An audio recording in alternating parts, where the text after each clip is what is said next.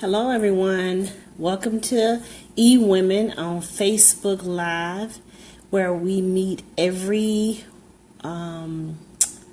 Wednesday night. I'm here for 9 p.m. And then Kimmy McNeese, my business partner, she is on every Thursday night at 9 p.m. We help women to live happy, healthy, and hopeful. Last week, I touched a little bit on embracing your past and not changing who you are and staying true to yourself and just really embracing your background, everything that's making you what you are today. And I know that sometimes that can be difficult because we are sometimes embarrassed about where we've come from. We are embarrassed about the struggles that we've gone through and really the fact that maybe we haven't had much. Sometimes we're embarrassed about our neighborhoods because maybe we grew up in a poor neighborhood, or maybe it just wasn't desirable, to look at.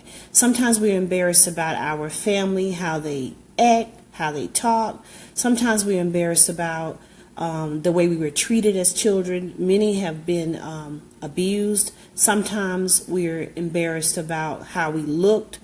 Maybe we weren't attractive. Maybe we had mental issues.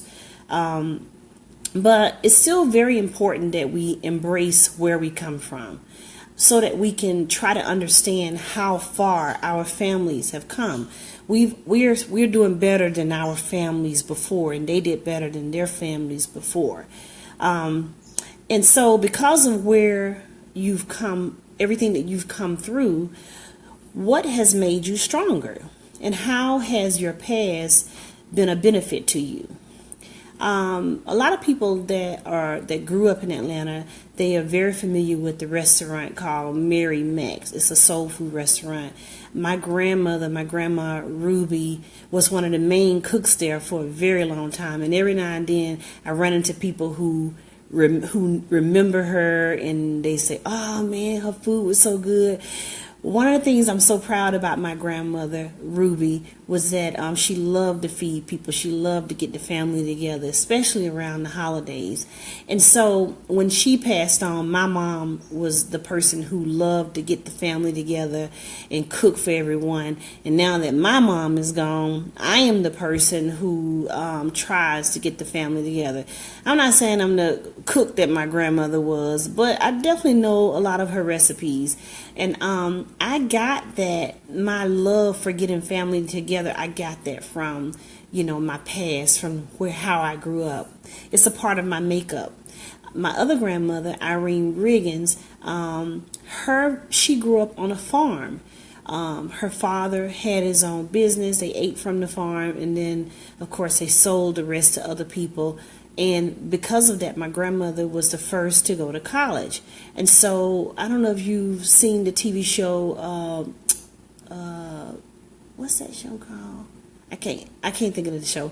But they were where everyone was in one room. The teacher taught everyone was in different grades. And so that's the type of teacher that my grandmother was. And so even though now my grandmother is 98 years old, she has dementia, but she still can say her timetables, so things like that. I'm very proud of that. My grandmother did well in school with math. I did well in school. My mom and my dad did well in school. And so education was very important. I got my degree. My kids are all in college. And so, school has been very easy for me. And I believe that I got my smarts from my parents. So that's a part of my past, right? What I'm good at. What legacy did your grandparents pass on to you, and how are you like them, and how are there things that you care about because of them? My grandmother Ruby also loved, like I said, she loved the holidays, but she really loved Christmas and birthdays. She was the grandma that always bought you the huge special birthday gifts, the big Christmas gifts.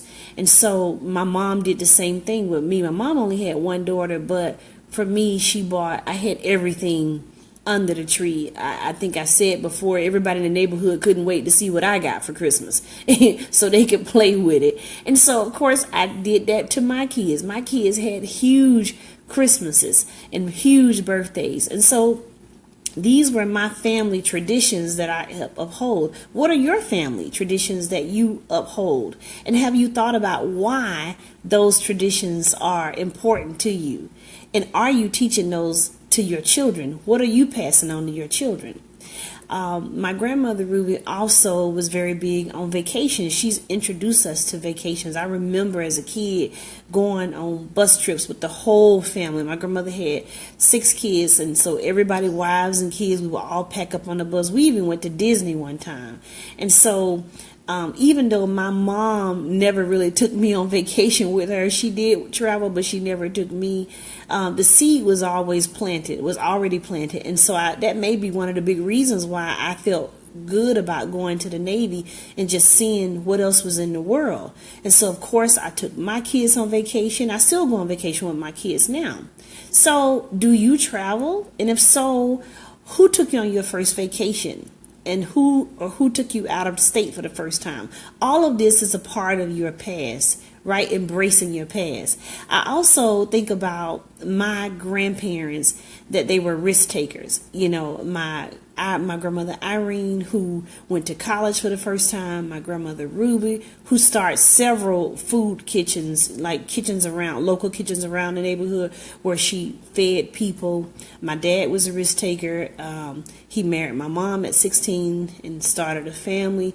And then he went off to the New York for the first time. You know, my mom, after she had me, she went back to school and she had a very good career at AT&T. Back then, Bell South. And so maybe these weren't risks. Maybe back then that's just what people did normally for their families. But I still think that they were risks. And for me, I'm a risk taker because of it. Excuse me, I'm a risk taker before. I'm the person in my family that would try something new. That I'm the person that will try something new for the first time in my family, when all of my cousins, and then they'll try it. And I believe I got this from my parents and from my grandparents. So did you learn new things or try bigger things and think outside of the box because of your parents or because of your grandparents? My grandmother, Ruby, also taught me all about God. She took me to church. She taught me to pray. I watched her read her Bible. And even though my mom never went to church, ever, you know, again, it was a seed that was planted. So even when I went off to the Navy and I would party so much. Oh, we partied so much in the Navy. I always went to church on Sunday, no matter how hard I partied the night before, because that was something that my grandmother had taught me. And it was something that went a long way because I learned, you know, early that it was something bigger than my problems in the world. And my grandmother Ruby would be very proud today because all of her grandchildren were all Christians now. And so, of course, I've taught my children about God, and I've taught them when things go wrong, who to go to, and that I'm not always going to be here. And I hope that my children will teach their children what to do when they're in time of need. So who taught you that there was something bigger in this world, that there was a creator of this world, and that someone loved you even when everything else was going wrong? Who taught you that? What's your personality like? Is it like your mom or your dad? My mom was a very good friend. She was a good friend to everyone. She helped her friends. My mom loved to visit. My grandmother loved to sit on the porch and talk. And so I have all of these qualities. How are you like your mom or dad or grandma or grandpa? There are so many great personality traits that we get from our family in growing up. Who influenced your life? What legacy are you leaving for your children? And are you a better person because of your past? You need to embrace your past because your past will help you to understand who you are today. And I know sometimes our pasts are not so great. However, it still made us who we are today. Because of my mom dating so many men that were abusive, There is no man, there's no way a man could put his hands on me in a hurtful manner and not pull back a nub and a couple of knots on his head, okay? So that's one bad thing. You know, sometimes we do the opposite of what our parents did, because sometimes our parents were not so good, and so we've decided that we're going to be nothing like them. I have a friend who his father was, a rolling stone. He had a family here and a family there. And so my friend decided he was not going to be anything like that. My friend had a brother, and his brother ended up being just like his father. He started a family here and then left that family, and started a family here and then left that family, and so forth. But my friend, he's a great father. He's a great husband. And he decided that he wasn't going to be anything like his father. Sometimes God protects us from our parents. Sometimes our parents are not good, and so God will take them out of our lives so that they don't influence us in a bad way. For me, my father left when I was 2, and he came back when I was 30. And for that reason, you have all my daddy issues and all that stuff. But when he did come back, I just learned he was such an awful person. He was a liar. He would steal. He would try to take advantage of people. And I just hated that about him. And so I could truly say that, wow, okay, I'm glad he wasn't in my life. I'm glad he didn't raise me, because maybe some of that bad stuff would have rubbed off on me. I also had a friend whose father passed away, and he was very upset because he said his father never said anything positive to him. His father was never around him. And so I was able to tell him, hey, I know your father, and your father was a womanizer.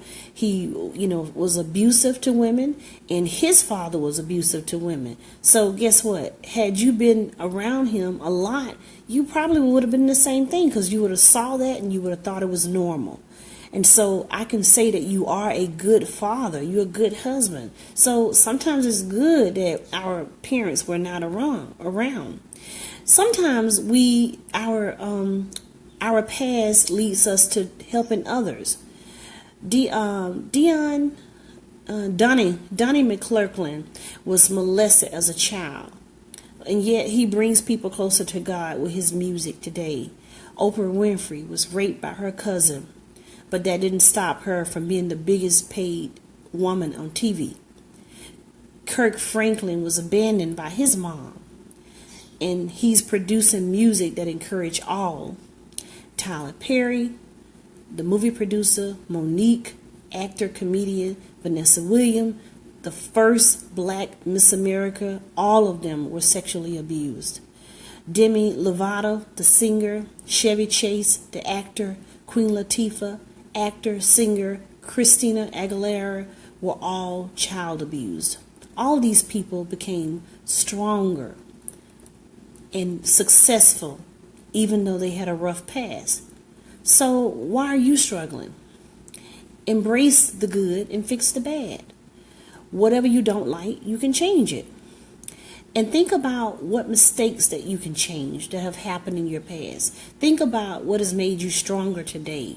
Think about why you're passionate about certain issues. There's certain things that get under your skin, and it's probably because you struggle with those things.